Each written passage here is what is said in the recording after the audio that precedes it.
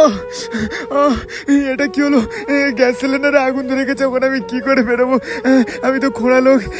কেউ আছো, বাঁচাও। এটা হইতে দিতে পারি কি দেখি। এ তো আমার কাছাকাছি আরো হটে আসছে, এখন আমি কি করবো? পায়ের যন্ত্রণাও বেড়ে গেছে, এখন আমি কি করবো? এখান থেকে পালাবো?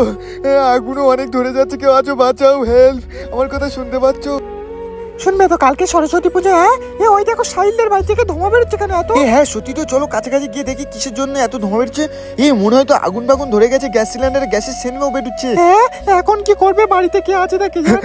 বাঁচাও, কে আছো? আমার কথা শুনতে পাচ্ছ? বাঁচাও। কি ব্যাপার, সাহিলের জানলা থেকে এত ধোঁয়া বেরোচ্ছে কেন? কি হয়েছে? এ তো মনে হয় আগুন ধরে গেছে, তাড়াতাড়ি আমাকে একটু নেমে যেতে হবে।